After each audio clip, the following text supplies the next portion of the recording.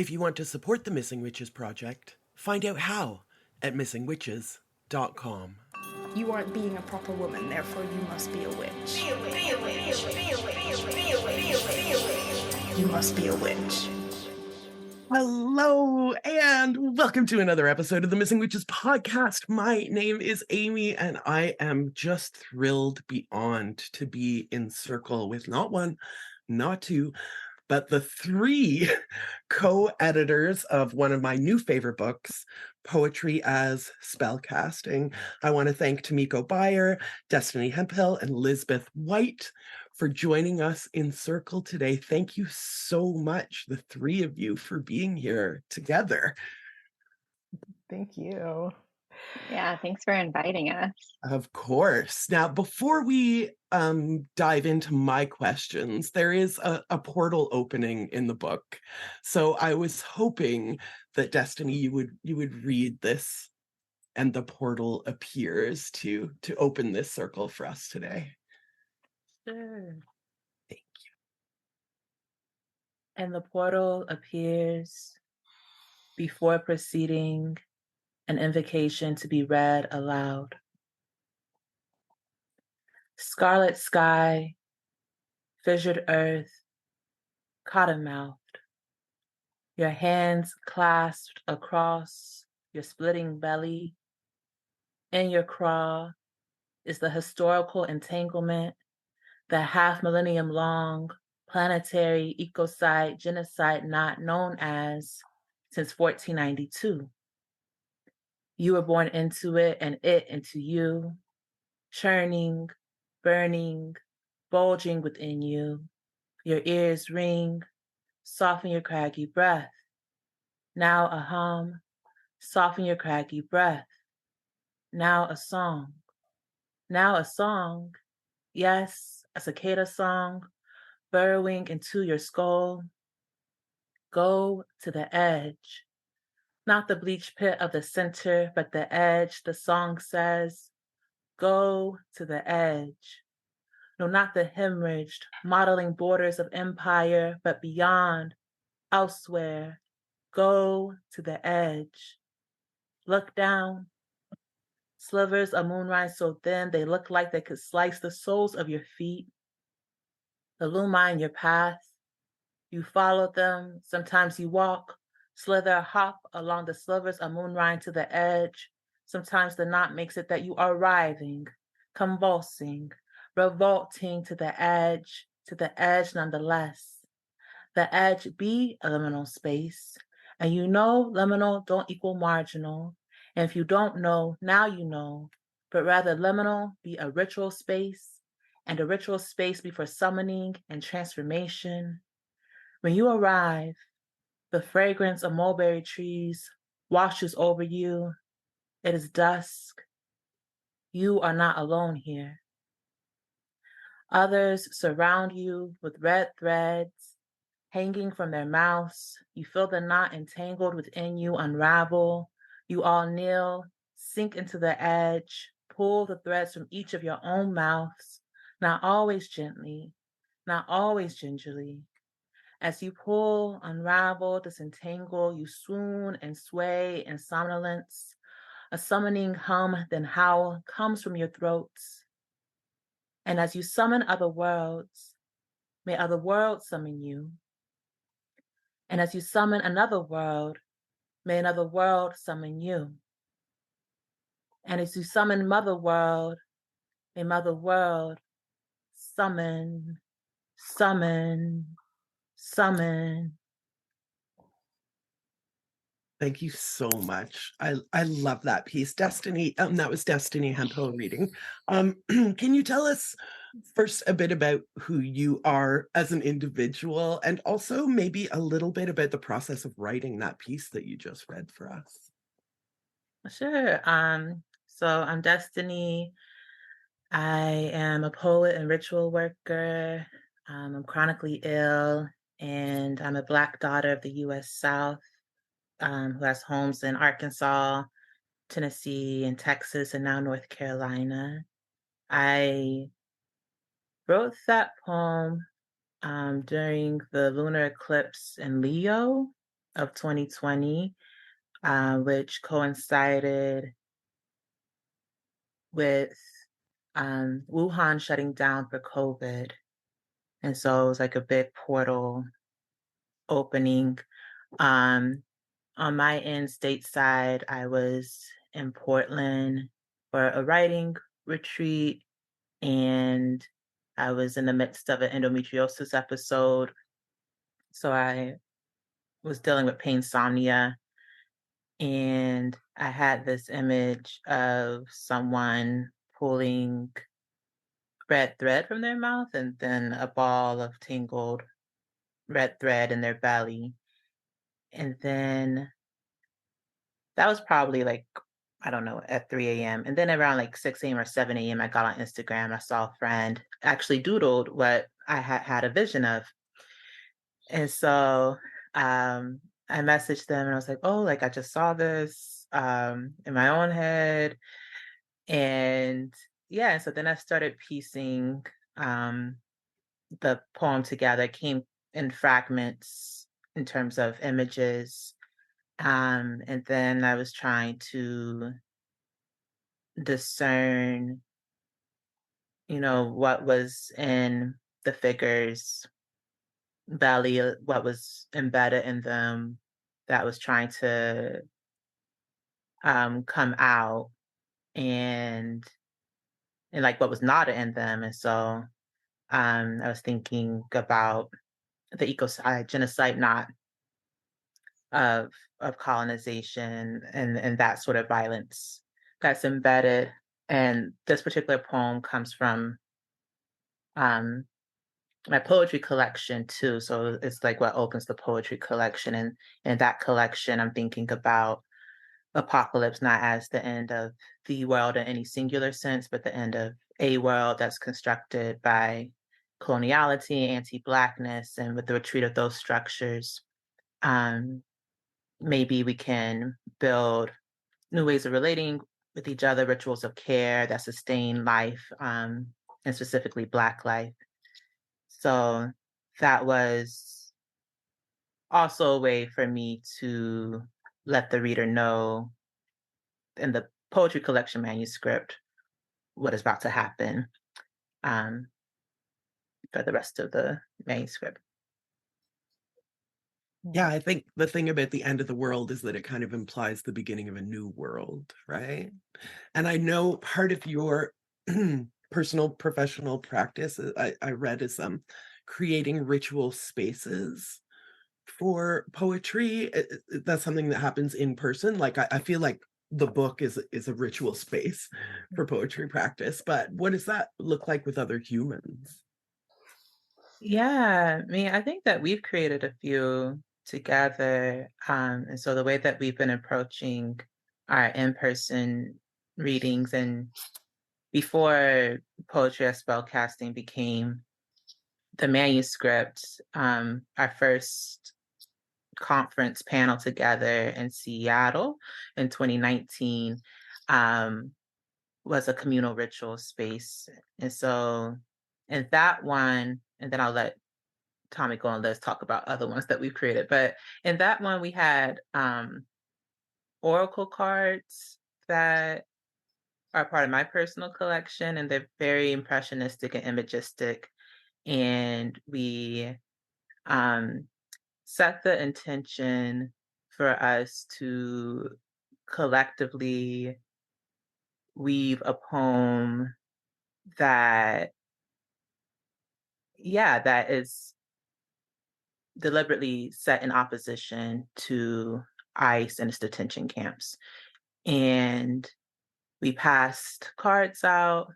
We asked people to write what is flowing to them. And then we got in a circle and we created a collective poem by everybody reading their lines. And we I think we had a basket of flowers and stones in the middle that we were infusing and charging intention into. And I think we have the circle run at least 3 times, I think, but to build in potency. And so that's one way, but we've done it several times. So I'll pass it over. Yeah, Tamiko, do you want to tell our listeners a bit about yourself so they can learn your voice and match it to the name, and then also expand on Destiny's ideas there? Sure. Yeah, I'm Tamiko Beyer. I am a poet and a writer and a daughter and a sister and a partner. And I'm a settler colonialist on Massachusetts land, and I live near the Neponset River. I'm multiracial, cisgender, femme, queer. I'm Japanese and white, and yeah, I have a couple books of poetry. I do a newsletter called Starlight and Strategy, and I'm an organizer and fundraiser for liberatory projects like Brew and Forge, which brings poets and organizers together. So yeah, I mean, to kind of build off of what Destiny was describing, and what you said, Amy, the book itself is kind of a ritual poetic space towards liberation and transformation. And so as we thought about, well, as Destiny said, before it became a manuscript, we did a couple of these. And then as we launched the book, we thought about how we would want to kind of bring what's in the book into spaces, virtual or in person. And we've kind of pretty much followed that first kind of structure, I think, in a lot of ways. We generally, with the launch of the book, we've been thinking about the forest defenders in Atlanta around Stop Cop City, and creating some collective spells. That's what we did for our virtual launch event. And then when we did an in-person event in Port Townsend, or near Port Townsend, where Lisbeth lives, we did that as well. So yeah, I think there's just something really, we're not really interested in like just reading to people when we gather. Like, we really want to build that intention and energy and direct it out towards one aspect of the many ways that we need to shift in the society and in relationship to each other. Yeah. Lisbeth, can you tell our listeners who, what, where, how, why you are? I don't know about the why yet, but I think I can get the other ones.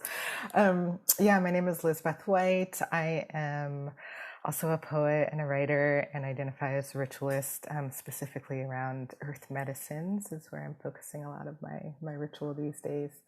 I identify as Black bicultural, so I've got some roots in the American South as well, and the Pacific Northwest by way of Northern Europe and West Africa. I also identify as femme, queer, tree-loving, magical whimsy, Piscean spirit in general. And I don't know that, I mean, I think Destiny and Tamiko kind of explained our ethos around creating ritual pretty well. So I don't know that I have too much to add around that. But I will say that I think part of what we all kind of, if I could speak for us all, like really vibe on is this idea of kind of like a living or active space when we're in space with folks, right? So I think, Tamiko mentioned none of us seem super interested in just reading to people with this work, especially in particular. And so we have kind of set the invitation for ourselves to respond to, what feels most poignant and pertinent in the moment, which is, how we've decided, which kind of areas or of the culture to kind of send some ritual magic to, and also to allow it to be what it is in the moment and not necessarily work so hard on replicating things again and again, but to really like keep it as a living ritual every time we convene together. And I think the book is so demonstrative of that ethos, that each of you has pieces that you've written in here, but you've also pulled work from other people. And I have some questions about that, but I guess like maybe let's start with my umbrella question. When just on title alone, I was so excited about this book, and reading it, I just got more and more excited. Again, it's like, it's honest about, capitalism and and white supremacy, but at the same time it's like, it's hopeful and joyful and constructive. So I don't know who wants to answer this first. I'll put it out to the group. How is poetry spellcasting? It's such a big, I like, it's a whole book. So there's this way where it feels like, even though we've been in the study with it or I'll speak for myself, even though I've been in study with it for this course, these 2 years, 3 years, 4 years, however long we've been in study around putting this book together, it still feels so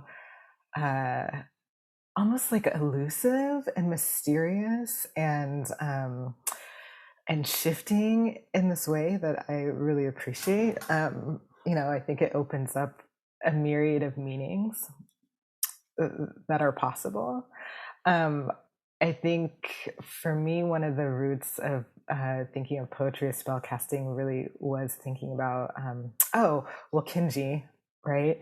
Kinji Silu, and actually, Tamiko was the one who brought this to my kind of awareness and knowledge. Was Kinji Silu did this work.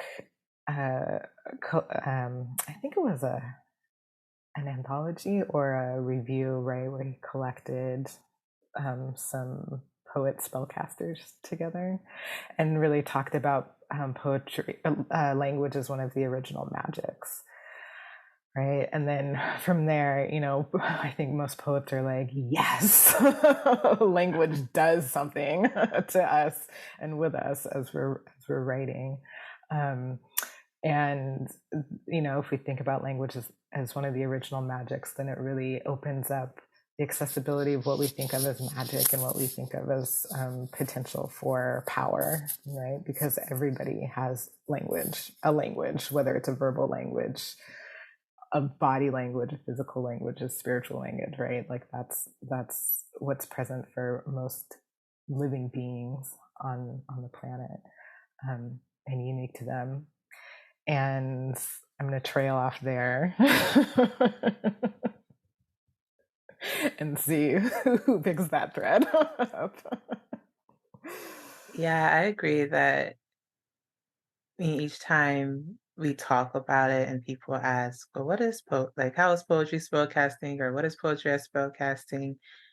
I feel like that meme of the woman where it's like she just looks so befuddled and puzzled, and then there's like all of these formulas like on this board, and she's just like, I don't know.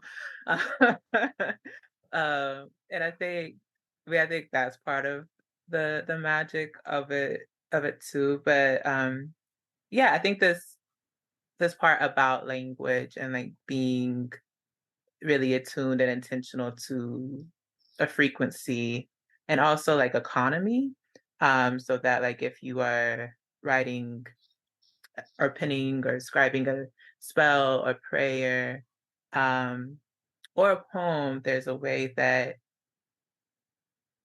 one might be trying to find what is most precise and potent, and that doesn't get delayed by like linguistic obstacles, basically, that could point it in a different direction. So that like even the idea of calling forth or invoking something, but then also adding like or saying something better at the end, because it's like, okay, maybe if I call this forth, maybe that's not actually what is better. I don't know what's better. It's not for me to like list out and enumerate right now, but like let me let me say that in this pretty compact phrase. And I feel like poetry is a similar practice of like, okay, how can I create something that's the most potent and intentional, and that honors limits and limitations. I think for my personal practice, like I grew up, my mom's a minister, I grew up in the church.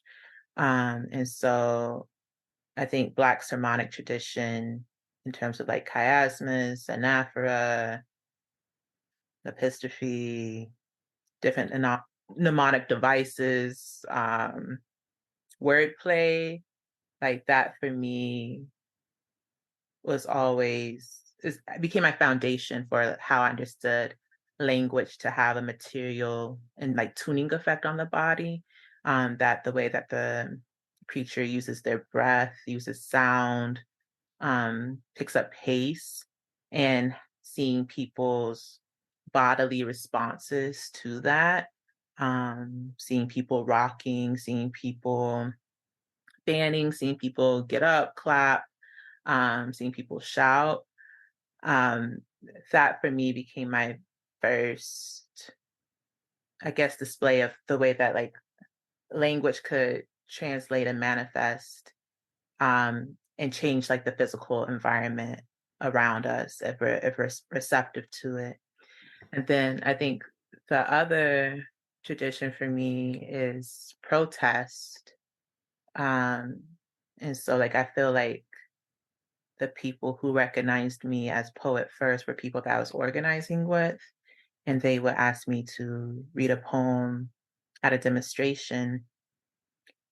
And that sense of there might be a line that people start chanting together, and that sort of energy that's flowing, and it's about that kind of self-fortification that happens to um that makes like poetry, spell casting for me like feel very braided. And relatedly then, I think with both poetry and spell casting or other types of ritual work, prayer,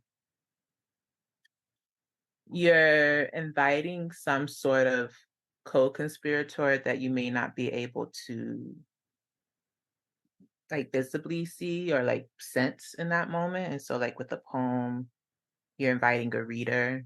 Um, and then with like prayer and spell casting, you're inviting something else to align with your power and conspire with you. And at the same time, like I think the specific thing about poetry as spell casting versus poetry as something poetry not as spell casting for me is that you still have to do something too.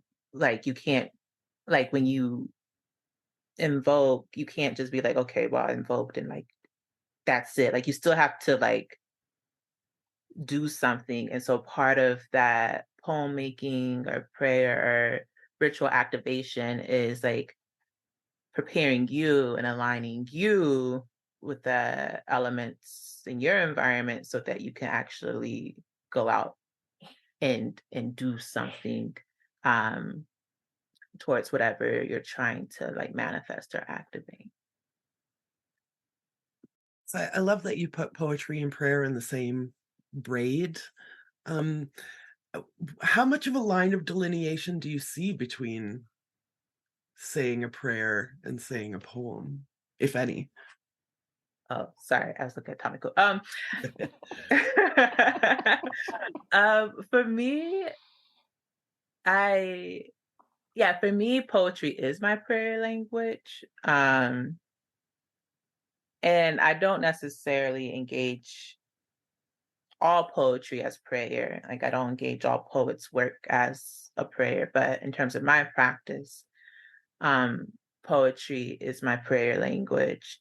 And I also grew up feeling a lot of anxiety around oral prayers, and that sort of like extemporaneous, like being able to pray and like call down like I don't feel like I'm the most skilled at that often. And so, but like writing poetry is a way for me to engage in that practice still.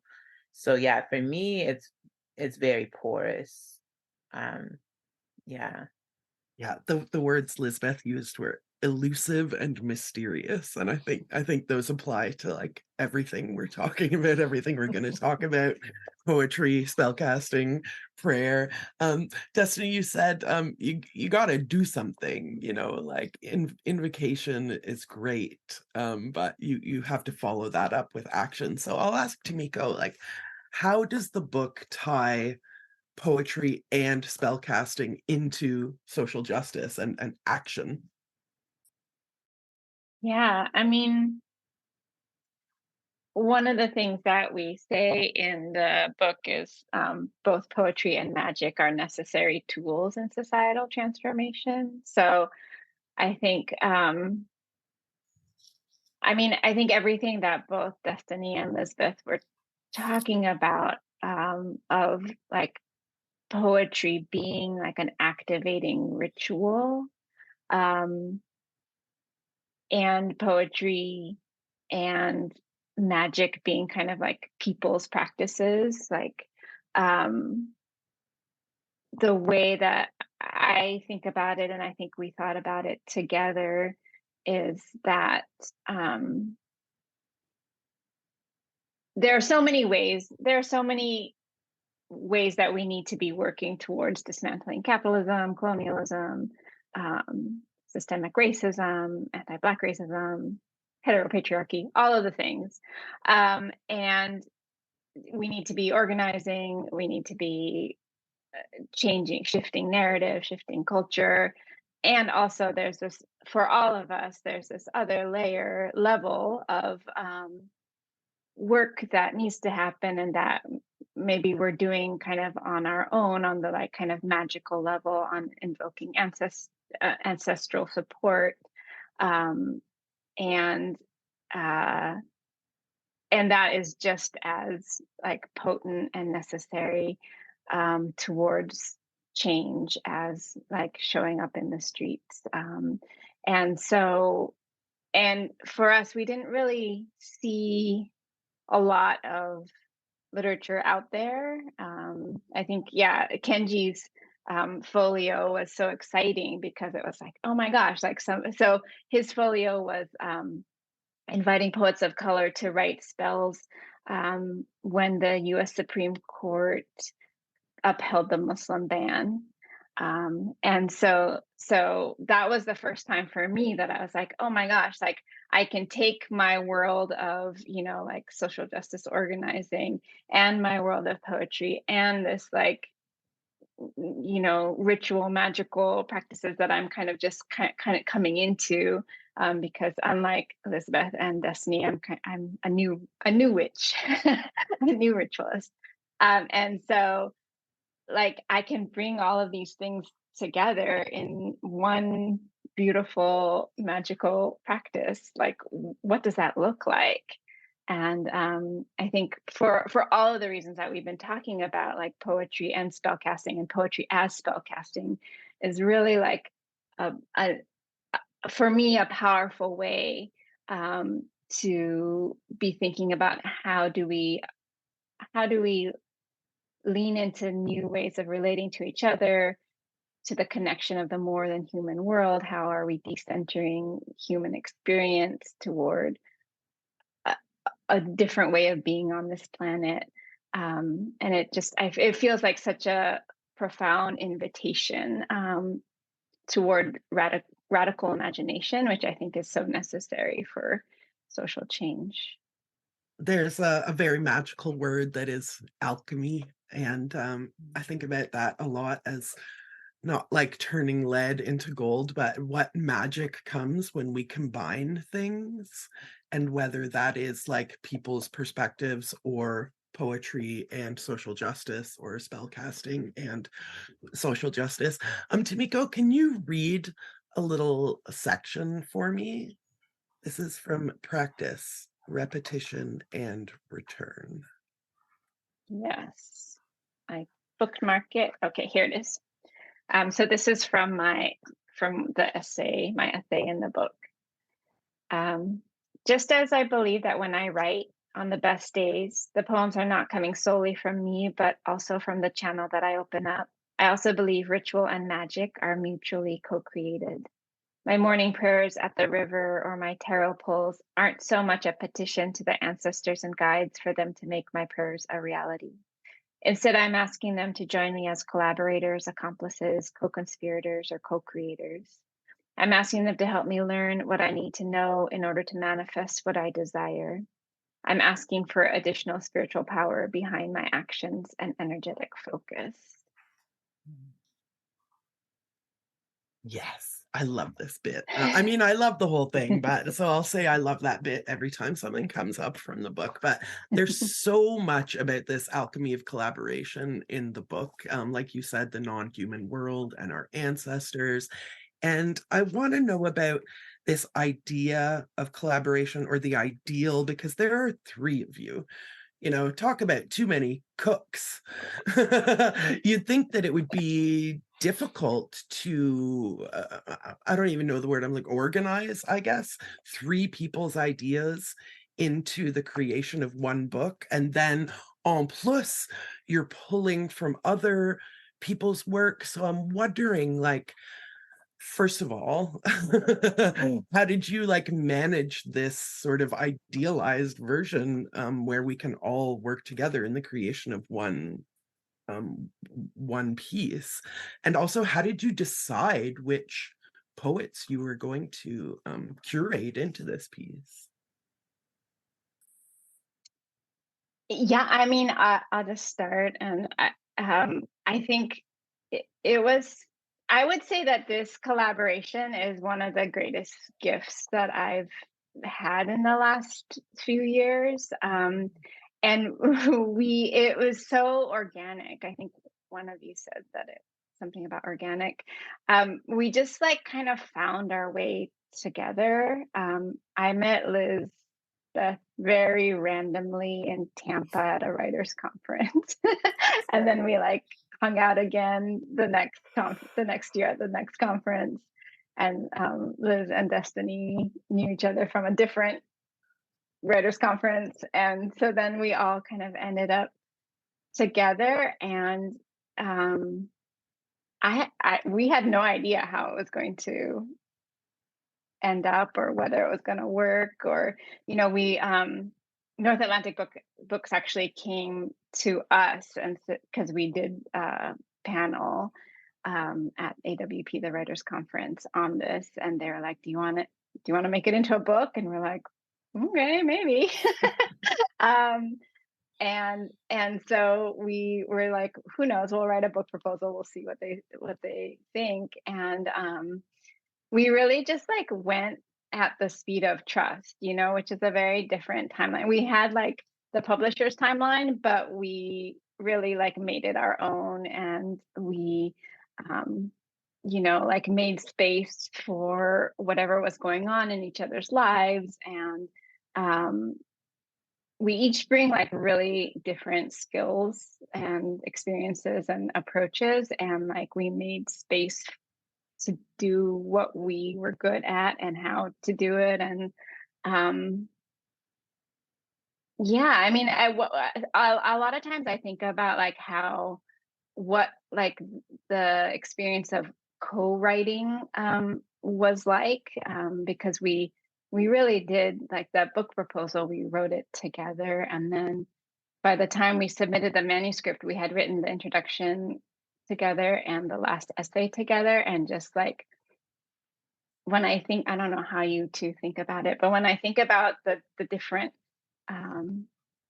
how it felt, I felt like when we did the writing of the essays at the end, it was really just we had built so much trust in each other, that it was just a very smooth process, and it just felt very easeful and beautiful and respectful of each other and the process and our collaborators.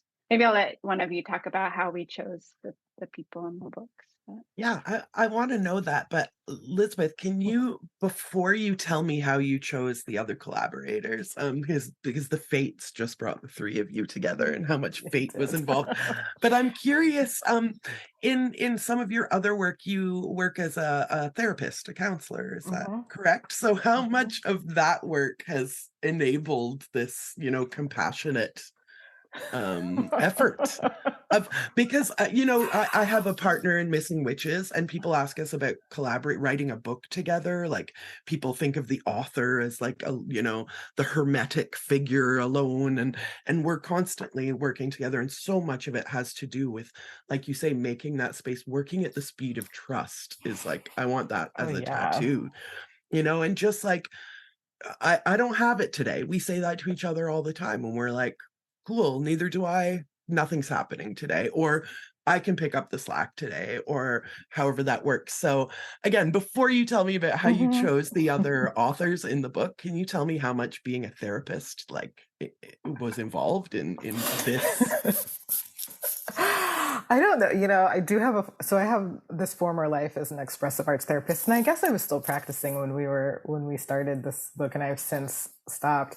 I don't know that I was holding my therapist hat was probably way out the window when we were doing this work. I think to good end and for good reason. But I think what I will say about that is that. Okay, so expressive arts therapy really is around intermodal ways of engaging with a process. And so the focus really is on allowing the creative process to be itself and be its own process, right? And I think I think probably that's actually something that all three of us really have. As a skill set is this tolerance and this spaciousness for a thing to unfold as itself. And I think that's part of what was happening with us that made our trifecta work so well was that each of us kind of already came with this orientation of like, well, what is poetry or spellcasting? It is this elusive thing, and this book is probably going to be its own being, and it's like show up in its own expression. And so how can we create a container, create space for that to happen, and maybe do some stewarding. But I think that all three of us were already coming from this place of letting our egos sit back a little bit to see what was going to emerge.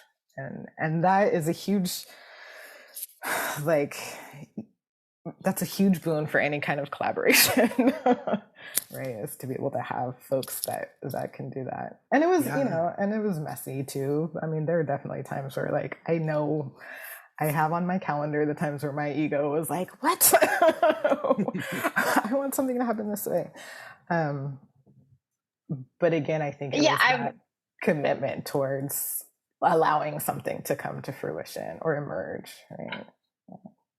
Good. I was gonna say, I think I did come to it with an openness to that, but I think I learned from both of you more ways and better ways to step back and let the process unfold than I would have if I had been out by myself or with a different set of collaborators. I feel like that's part of the gift that I got from this project was to know what it feels like to be in a collaboration where I can let my ego take a backseat and trust each other and trust what we're creating together. And I think it's helped me become a better person. There's the sense reading the book and going through the book that it is as kind of egoless, that all three of you were working in service to the book and not in service to your own self-aggrandizing or whatever that might be. And again, we come back to this word alchemy. Just when you put three people together, it's going to be a different book than if each one of you had written this book by yourself, right? It's completely different experience. Lisbeth, do you want to do? Oh, go ahead, Destiny. Oh, I was going to say that I felt like the collaboration was also reflective of like an alignment in practice and values. And so I think it would have been really sad and very possible, especially under neoliberalism and like where there is a market for this sort of writing and thinking. But like a neoliberalized version is very disconnected to, again, like the practice and doing. And so like I think it would be very sad and possible for us to like be talking about spaciousness and openness and being process driven and then like be very rigid and like be very outcome focused and not focused on whose hearts this book might be entering, and instead being focused on like how much money is coming into pockets, things like that. But I think there was a real alignment with values and practice, which is been such a gift for me. Because we really moved at the pace of life. I've been eclipsed this whole time that we've been working on this, and it's been like a very crisis driven time for me. And I was met with such patience and graciousness in ways that I wasn't able to hold myself. Tamiko and Liz, were available to hold me and to also mirror back like permission to hold myself too. And I think those moments, like, I think it's so funny, Liz, that you said like, "Oh, my calendar, I haven't written it down," because I don't really remember, and not like in a rose-colored glasses where it was just like sparkly glitter dust all the time, because we had to like make complicated decisions and we had to also build processes and towards those complicated decisions. But I don't remember moments where it just felt like where ego was showing up in such a way that it disrupted the possibility of collaboration. Um, and I guess that's because I also felt like there was space to be honest with each other when things were hard, challenging, when we had reservations, when we felt uncertain, um, when things like pricked us, And I think that sort of like honesty, and because of that trust and respect, I think other people might try to like push it to the side in order to try to get something done faster. But because we actually placed that in the forefront, we still got this project done pretty quickly, given that it was 3 co-editors and the amount of contributors that we had, and I think like it still moved pretty swiftly because we actually made time for those things that other people see as like delays and obstacles.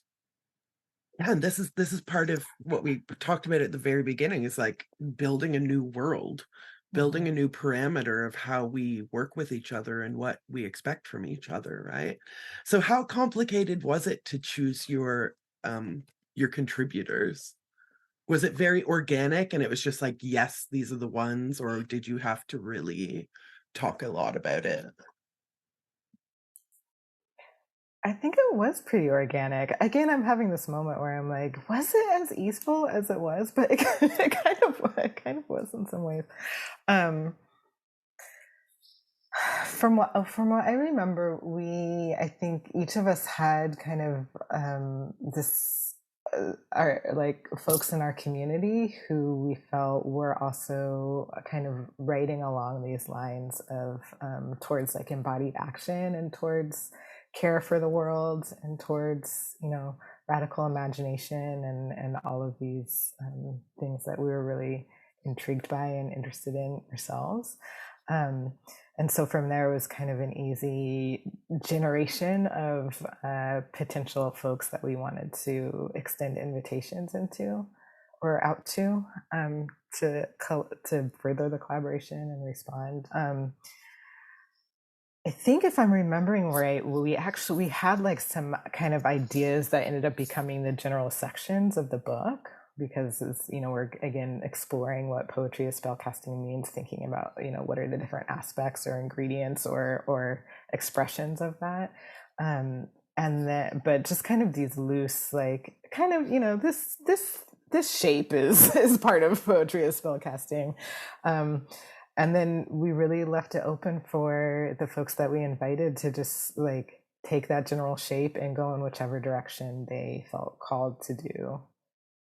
And again, this is where like trust comes back. I mean, the amount of trust, I think that it just feels like a huge thing at play in this alchemy here too, right? It's like, just as Amy before, you were like, we're just going to trust what the universe wants us to say in this moment. I think we had some trust in like, well, what starts to come together is going to be what this being poetry is spellcasting is calling for in this moment, right? In this expression, in this iteration. Yeah. And I love this notion of radical imagination. It's in the book, and you mentioned it just now. It's, again, like a necessary component of social justice, of world changing. You have to be able to imagine a completely different world that functions in a completely different way. Again, this is another phrase that, will be like a series of tattoos that I get that are taken from this book, this notion of radical imagination. But I want to get to this reading. Lisbeth, would you read from Enchantment, the Liberatory Gift of Wonder? God, listeners, this book is so good. I'm sorry. It's so good.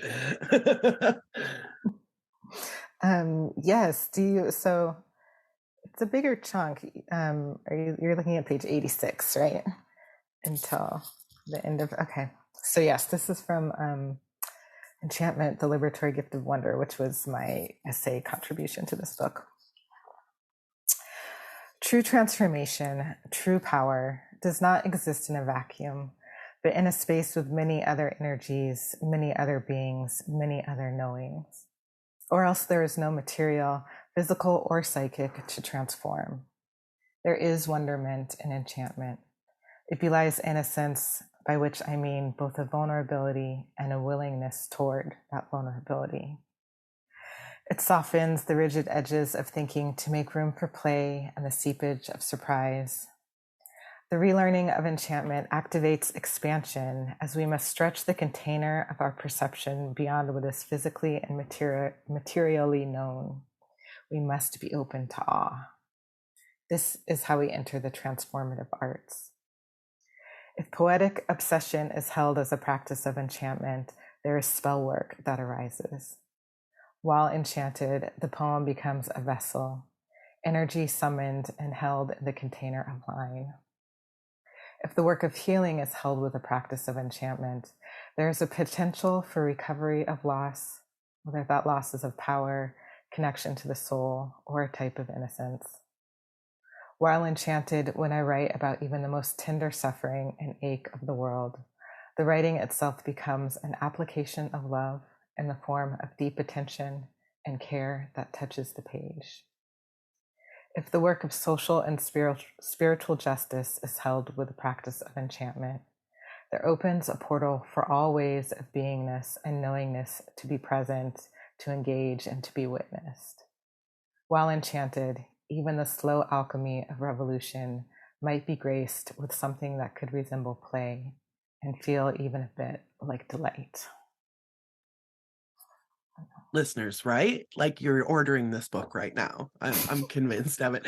Destiny, can you maybe react to one of my favorite word combinations in that passage? The slow alchemy of revolution.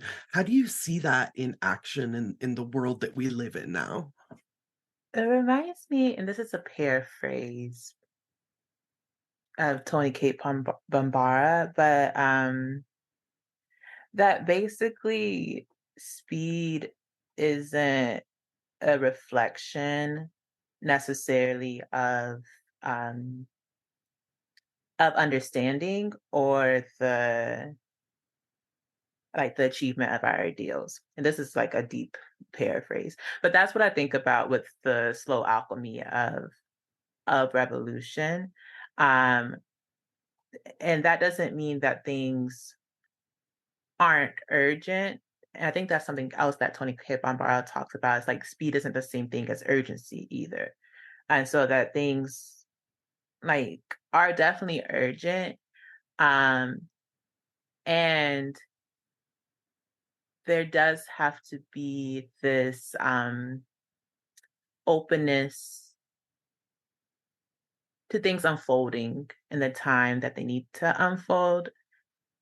And partially because there's that revision. And so, like, when you are alchemizing something and you're putting together different elements, you are calibrating. You're trying to figure out, like, oh, like, well, I added this and this had this effect.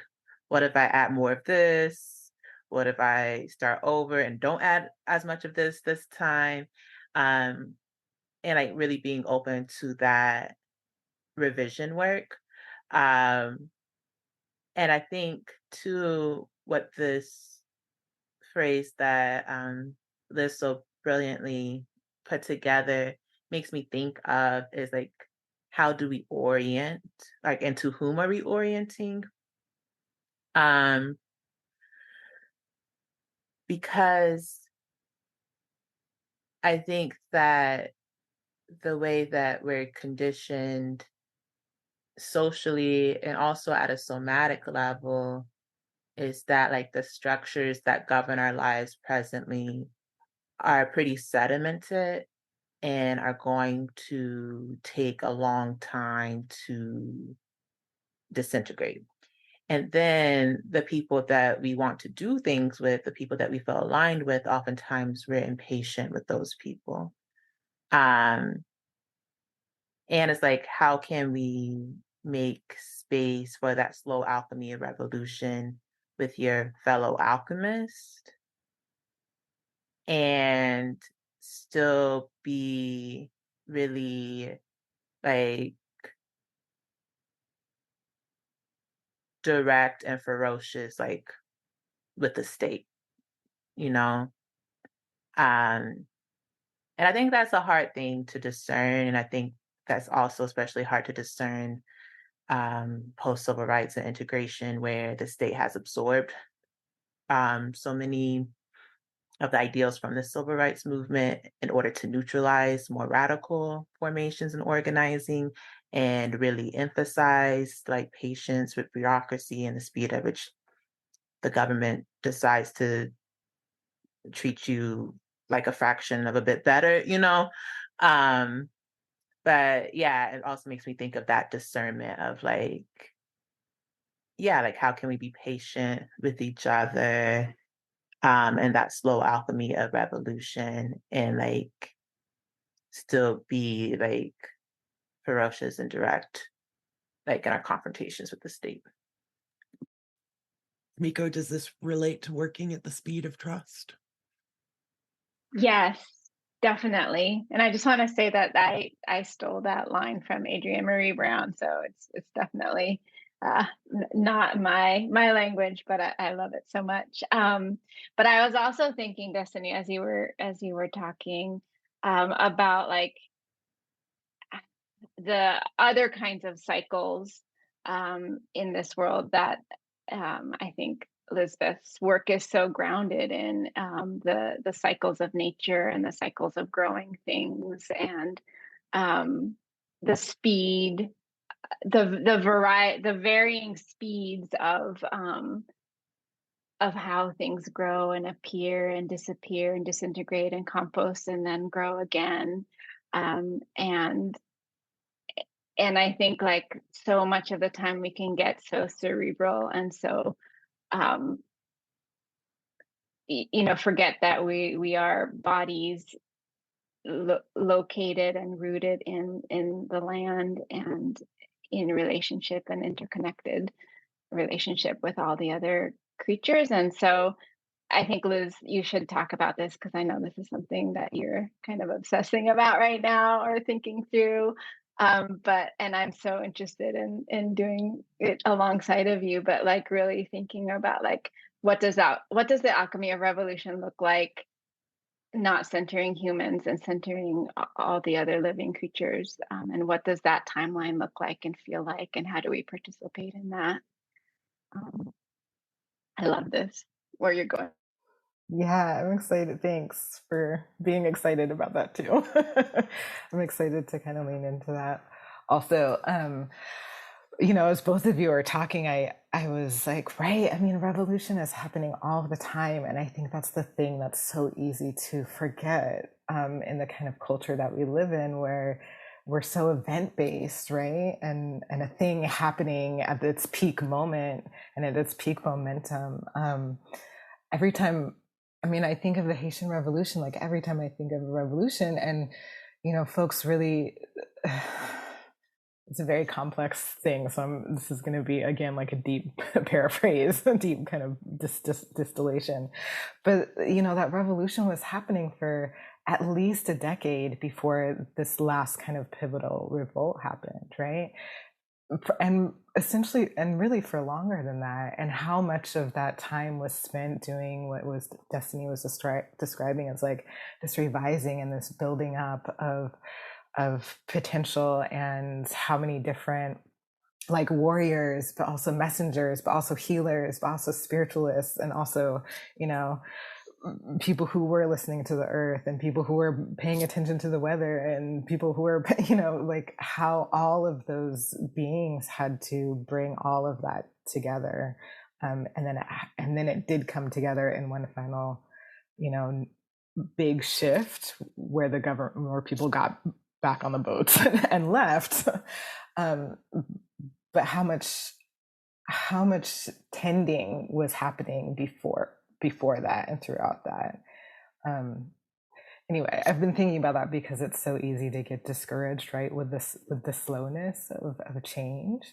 But when we can think about like, well, revolution is happening every time we're tending to, again, like radical imagination, or to humanity, or to care, to the planet, like we're always in revolution, right? We're always in a alchemical process.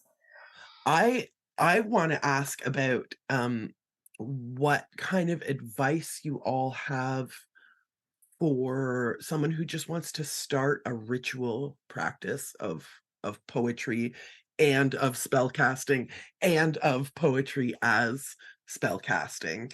Like someone who's sitting at home right now listening to this going, I need to break the seal somehow. And I'm going to say my first best bit of advice is to pick up the book Poetry as Spellcasting. I really feel like anybody who's feeling cloistered, it will help them. It will help them open up.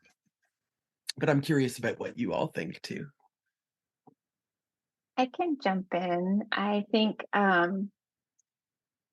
in terms of, or I think this goes back to my essay on revision, when I was thinking about like what advice I would give to somebody, is, well, and it also ties into Lisbeth's essay and the selection that you read just a little while ago, and that's just to like play, and to not attach to outcomes, but just to play and practice and see what unfolds and be in the experience of it all. And I mean, I guess it's kind of what we were talking about at the beginning, like this, how we did the project, but just I think there is such magic and such potential in language when approached from both a reverent place, but also a playful and joyful place. And so, and I think like often beginning poets are so fixated on like, I want to write a poem that I can send to a journal, or I want to become good, and I don't think like becoming good, a good poet, is necessarily the end goal of poetry as spellcasting. I think it's really just being authentic to the process and doing deep listening and doing just being in the process, listening, and being open to what unfolds. That's what I would say. Destiny, Lisbeth, how about y'all?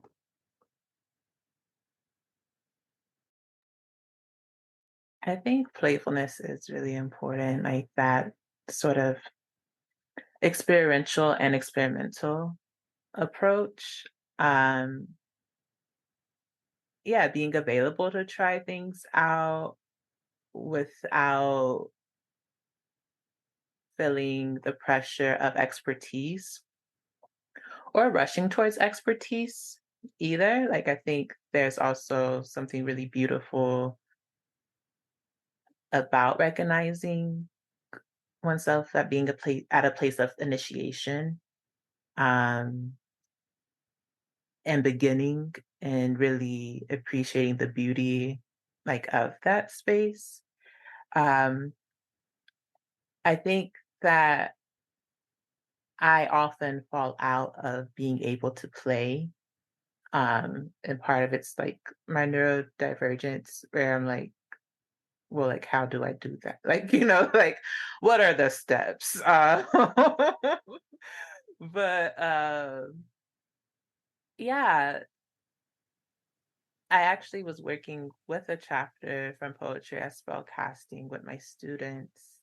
Um, Hejon Cook's chapter, Poetry as Prayer, and she, writes a prayer for healing that is in conversation with Lucille Clifton's Blessing the Boats, and just like using the construction of may you as like anaphora and like letting that build, which, also has like is in conversation with like Buddhist loving kindness prayers but like, and meditations, but like, yeah, that may you, may you, may you, and see like what flows out.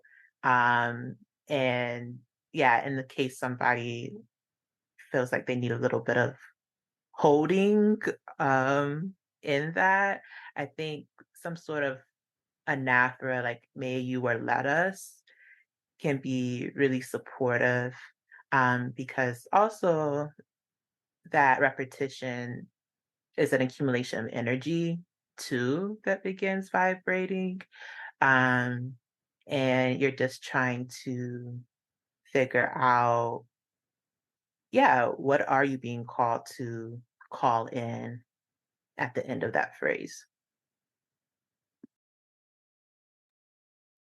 Lisbeth, what's coming up for you? Yeah. Um, well, like Destiny, I also sometimes I'm like, where's the play structure for me to play on? Like I need the thing there. Um, and play is very important, and curiosity, right? Like that's the word that helps me, because I was a good student, right? So play wasn't always accessible, but curiosity was accessible, and that's something that I can often tap into, is like, okay, well, what if? Like, I'm just gonna show up and see what happens. And this actually makes me think of Tamiko's chapter about repetition, return, and practice, and that it's so much easier for me to be curious about what's going to show up if I set the intention about, I'm going to be here in this place in this time to be open to what's showing up. And that doesn't have to be the same place and the same time every day. But again, the intention of like, I'm marking this as my time for exploration and to listen and to see what's going to arise, is really grounding for me. Thank you all so much, like not only for being here today with me, but for bringing your value system and really putting it into the book. The ethos of the book is so apparent. Um, Someone said about a different book, like this book has a vibe, and it's weird to say like that a book has a vibe, but this book has a vibe, and you feel like you're a part of it. And even near the end, there's a prompt to to create found poetry in a group, and then after that bit that you give an example of a found poem that you created in a group, it really it's just going to be so useful, listeners. It's going to be so useful for you, again, not just in your writing practice, but also in your spellcasting practice, and also how you think about social justice, and also how you think about the paradigm of working, of doing, of speed and urgency. I know that Poetry as Spellcasting has like an Instagram, has its own Instagram. Do the three of you all run that together? Is someone else looking for that? Okay, you're all nodding, or one somebody's shaking their head. It's like a combination. We're just kind of dancing with our heads. So listeners, please pick up this book and go and follow the Poetry as Spellcasting Instagram. Is there any other way that you can think of that our listeners can support you all and your work, if you want to drop your personal handles or other projects that you're working on? No, we're like, we're a team.